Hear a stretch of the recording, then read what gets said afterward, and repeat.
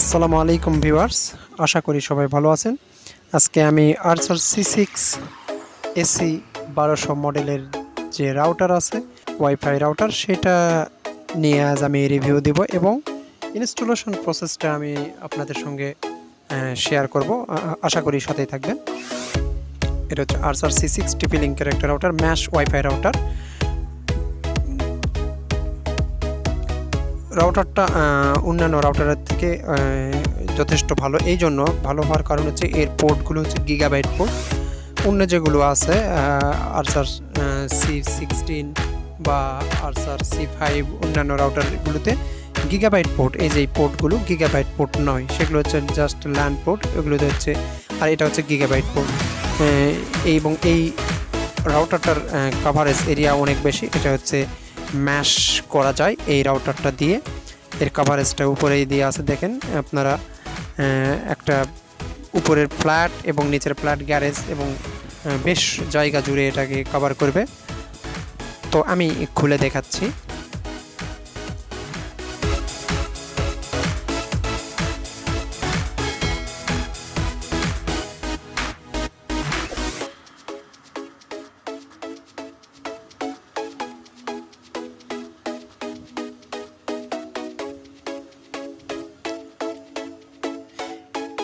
এই রাউটারটা বাজারে যে খুব বেশি পাওয়া যায় তাও না, হঠাৎ করে আসে আবার তাড়াতাড়ি শেষ হয়ে যায়। চাহিদা অনেক বেশি, ভালো জন্য দাম সেই তুলনায় কম আছে।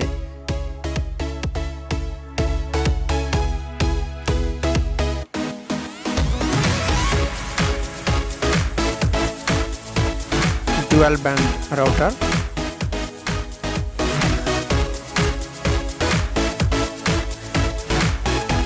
চার্জারটা 3 পিনের, স্বভাবত এর চার্জারটা 3 পিনের হয়। এটা 2 পিন সম্ভব না এখানে লাগানো, এটা 3 পিনের হয়। কিন্তু আসুসের রাউটার আছে N80 HP যেটা, সেটাতে হচ্ছে 2 পিন এবং 3 পিন দুটাতে ইনস্টল করা যায়।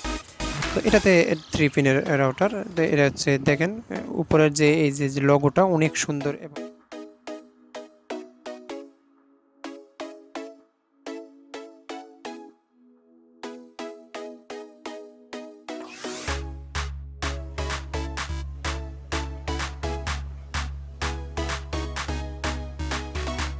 চারটা অ্যান্টিনা বিশিষ্ট একটা রাউটার।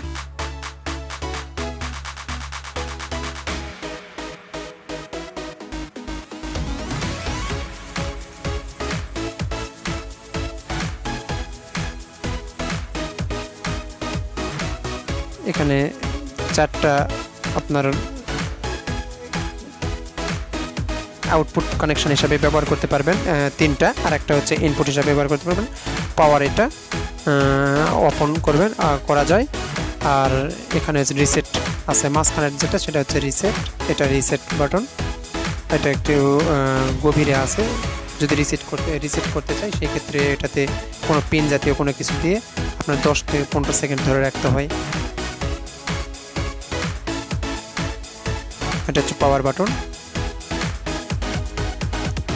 আমি মূলত এখন পাওয়ার দিয়ে দেখাবো।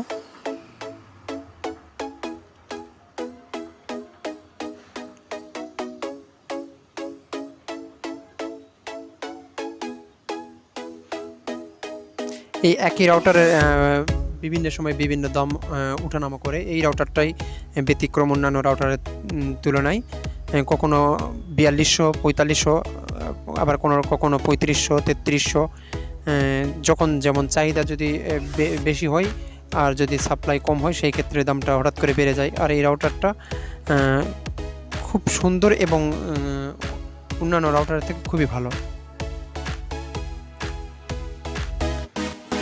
এখানে নির্দেশিকা আছে, নির্দেশিকা দেখে আপনারা ইনস্টল করতে পারবেন এবং আপনারা দেখতে পাবেন যে কিভাবে ম্যাশ করা যায়, কিভাবে কানেকশান স্টাবলিস্ট করা যায়, বেশি জায়গা জুড়ে কভারেজটা বাড়ানো যায়, সবই এখানে দেওয়া আছে। এই রাউটারটা কোথা থেকে কিভাবে কানেকশান করা যায় এখানে সবই আপনার নির্দেশিকাতে দেওয়া আছে, আপনারা সেভাবে দেখে নিতে পারবেন। এখান থেকে মূলত রাউটারে গেছে, রাউটার থেকে আবার একটা সুইচে যেতে পারে, সুইচ থেকে আবার ম্যাশ করা যেতে পারে, ম্যাশ করে অন্যান্য রুমে কভারেজটা অনেক বাড়ানো যায়।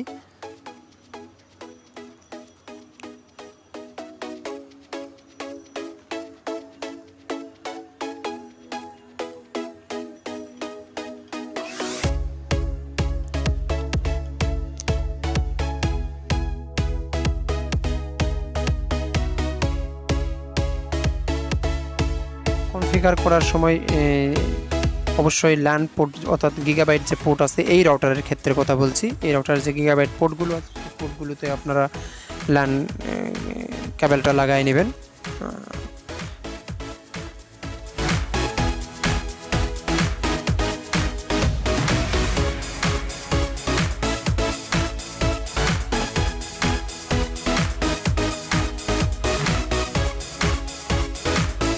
ল্যাপটপে ওয়াইফাই বন্ধ রেখে কাজ করবেন। অবশ্যই সবুজটাতে দিবেন না, সবুজটা হচ্ছে অন পোর্ট আমি দিব না। আমি কনফিগার করার সময় অবশ্যই ল্যান পোর্ট অর্থাৎ এই রাউটারের ক্ষেত্রে গিগাবাইট পোর্ট যেটা আছে সেই পোর্টটা দিয়ে আমি কাজ করব। আমি পাওয়ারটা লাগিয়ে নিয়েছি, পাওয়ারটা পেয়েছে। এখন আমি ব্রাউজারে যাব, ব্রাউজারে গিয়ে লিখব 192.168.0.1। এটা হচ্ছে রাউটারের ডিফল্ট আইপি। এই আইপিটা দিয়ে সার্চ করলে আপনারা এই রাউটারটাকে পাওয়া যাবে। অর্থাৎ যে কোনো অধিকাংশ রাউটারের ক্ষেত্রেই আইপিটা হচ্ছে এই ডিফল্ট আইপি, এটা হিসাবেই থাকে 192.168.0.0.1।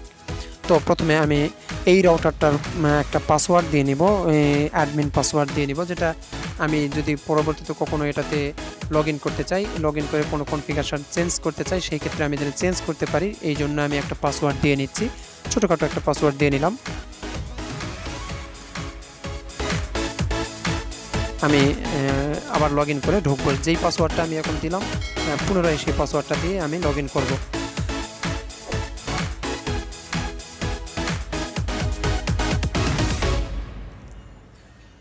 তো লগ ইন হয়েছে। এখন কনফিগারে চলে যাব। আমি বেসিকে ক্লিক করলাম। বেসিকে যাব, মূলত বেসিক আমি দেখে নেই এটা আসলে। আমি বেসিকে গেলাম, বেসিক থেকে আমি যাব ইন্টারনেটে যাওয়ার দরকার নেই। আমি ওয়াইফাই ক্লিক করলাম। ওয়াইফাই ক্লিক করে এখান থেকে আমি আপনার SSID এবং পাসওয়ার্ডটা দিয়ে নিব। ইনস্টলেশন প্রক্রিয়া খুবই সহজ। এটা অফিসিয়াল ক্ষেত্রে ডিসিপি যদি আপনার অফিসে করা থাকে সেই ক্ষেত্রে এই প্রসেসটা আপনার প্রযোজ্য।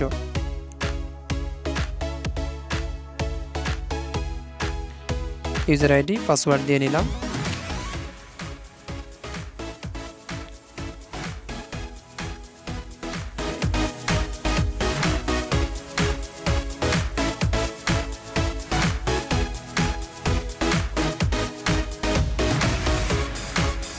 পাসওয়ার্ডটা একটু জটিল দিয়ে নেবেন যেন সবাই অ্যাক্সেস না করতে পারে।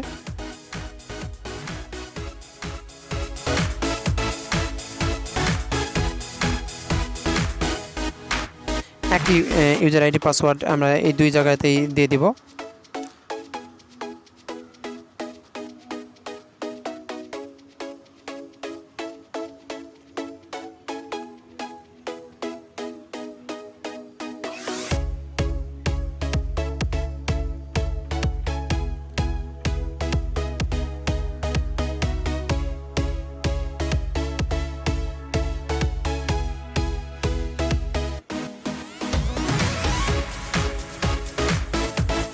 সেভ দিয়ে দিব এখন আমি।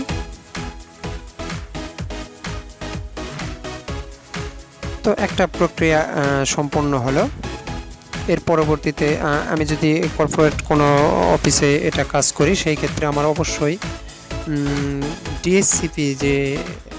ডিএইচসিপিটা আছে সেই ডিএইচসিপি মোডটা আমি অফ করে রাখবো। তা না হলে রাউটার আইপি ছাড়বে। রাউটার যখন আইপি ছাড়বে তখন 0 ব্লকের আইপি পেয়ে যাবে সবাই। সেই ক্ষেত্রে আপনার যেই আপনারা কোম্পানি থেকে বা যেই প্রোভাইডারের কাছ থেকে আপনারা ইন্টারনেট নেবেন তাদের একটা নিজস্ব আইপি আছে। সেই আইপি আর এই আইপিটা কনফ্লিক্ট করে আপনার নেটওয়ার্ককে হ্যাং করে দিবে এবং কেউ ইন্টারনেট পাবে না।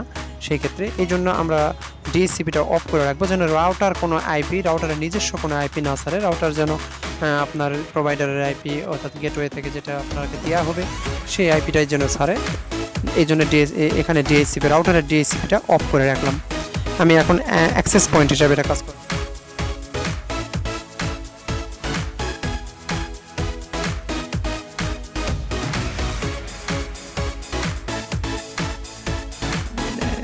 আমি এখন ওকে দিয়ে দেব। আমার মূলত প্রক্রিয়া শেষ, ইনস্টলেশন প্রক্রিয়া মূলত শেষ। তো যখন প্রক্রিয়া শেষ হবে তখন আপনাকে একটা রাউটারটা রিসেট হয়ে যাবে, রিস্টার্ট নেবে, নিয়ে নো নেটওয়ার্ক আসবে। তারপর আপনি যদি পুনরায় যদি রাউটারটাতে ঢুকতে চান, প্রবেশ করতে চান, সেই ক্ষেত্রে আপনার আইপি দিয়ে ঢুকতে পারবেন না। সেই ক্ষেত্রে আপনার TP-Link, এটা যেহেতু TP-Link রাউটার দিয়ে লগ ইন করতে হয়। তো এটা ডিফল্ট যে আপনার অ্যাড্রেস আছে আপনার রাউটারের পিছনে দেখতে পারবেন, সেখানে ওইটা দিয়ে আপনাকে ঢুকতে হবে, আইপি দিয়ে আর ঢুকতে পারবেন না। এখানে পাসওয়ার্ড দিবেন, যে পাসওয়ার্ডটা প্রথমে দিয়ে এসেছি অ্যাডমিনিস্ট্রেটরের পাসওয়ার্ড, সেই পাসওয়ার্ডটা দিয়ে নেবেন। যদি পরবর্তীতে লগ ইন করার প্রয়োজন হয় সেটা আমি দেখাচ্ছি। আমি দেখে নিচ্ছি অ্যাক্সেস পয়েন্ট হিসাবে ঠিক আছে। মূলত আমি রিভিউ নিচ্ছি, ল্যান দেখার দরকার নাই, ল্যান ঠিকই আছে। আমরা এখানে কোনো কিছু পরিবর্তন করে নিই। এটা ডিএসসিপি আছে, ডিএসসিপি স্ট্যাটিক দেওয়া যাবে না, এখানে অবশ্যই ডিএসসিপি থাকবে। আর এখানে ডিএসসিপিটা অফ করে রেখেছি, সেটা দেখেন অফ উপরের দিকে। এখন মূলত আমি যেটা দেখব সেটা হচ্ছে যদি আপনার অ্যাডমিনিস্ট্রেটর পাসওয়ার্ড শুরুতে যেটা দিয়ে এসেছে সেটা যদি পরিবর্তন করার দরকার হয়, এটা একটু জটিল হয় ভালো, এই জন্য যে অন্য কেউ এই রাউটারে ঢুকে যদি পাসওয়ার্ড চেঞ্জ করে দেয় বা কনফিগার চেঞ্জ করে দেয়, সেক্ষেত্রে আপনার নেটওয়ার্কের সমস্যা হতে পারে। এই জন্য আপনি একটা জটিল পাসওয়ার্ড দিবেন যাতে আপনি অ্যাক্সেস করতে পারেন, অন্য কেউ যেন অ্যাক্সেস করতে না পারে। আমি দিয়ে নিচ্ছি। প্রথমে একটা অ্যাডমিন পাসওয়ার্ড দিয়েছিলাম, অ্যাডমিনই লিখেছিলাম, পরবর্তীতে একটু পাসওয়ার্ডটা চেঞ্জ করেছি। এখন যদি আপনি এই রাউটারটাকে আপনার একটা সুইচ হিসাবে ব্যবহার করতে চান, এই রাউটারটা থেকে অন্য একটা কম্পিউটার বা ল্যাপটপে যদি আপনার কানেকশন দিতে চান, সেই ক্ষেত্রে আপনি পাশে যে হলুদ পোর্টগুলো আছে সেখানে যে কোনো একটা পোর্টে লাগালেই হবে। সেই ক্ষেত্রে আপনার ওয়াইফাই রাউটার হিসেবে কাজ করবে এবং ল্যান আপনার সুইচ হিসেবেও কাজ করবে। আমি ওয়াইফাই রাউটারের পাসওয়ার্ডটা দিয়ে নিচ্ছি। আমি যে পাসওয়ার্ডটা দিয়েছি ওয়াইফাই রাউটারে, সেই পাসওয়ার্ডটা দিব।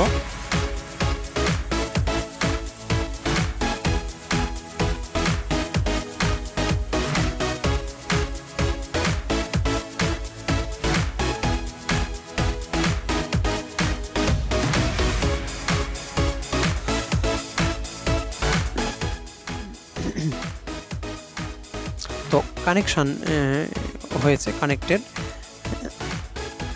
এখন দেখেন কানেক্টেড হয়েছে। এখন আমি যদি দেখি যে আমার ল্যান কার্ডে ল্যান যেটা আমি দিলাম, একটা কানেকশন দিলাম, আমি ল্যাপটপে দিয়েছি, এখন কানেকশন। তো আমি কম্পিউটারে যে আমি অ্যাডভান্স সেটিংয়ে চলে যাব। অ্যাডভান্স সেটিংসে কি এই যে ইথারনেটে ক্লিক করব। ইথারনেট থেকে আমি অ্যাডাপ্টারে চলে যাব। অ্যাডাপ্টারে গিয়ে দেখাতে চাচ্ছি যেটা, সেটা হচ্ছে আপনার দুই টাইপ পাবে, আপনি ওয়াইফাই এবং ল্যান। যদি ল্যান এবং ওয়াইফাই দুটাই যদি কানেক্টেড থাকে, সেই ক্ষেত্রে ডিফল্ট হিসাবে আপনার ল্যান যে কানেকশন, লোকাল এরিয়া কানেকশন, সেটাকে পাবে। তো আশা করি ভিডিওটি ভালো লেগেছে। যদি ভালো লাগে তাহলে লাইক, কমেন্ট, শেয়ার করবেন আর সাবস্ক্রাইব করে সাথে থাকবেন নতুন নতুন ভিডিও পাওয়ার জন্য। আসসালামু আলাইকুম ওয়া রাহমাতুল্লাহি ওয়া বারাকাতুহু।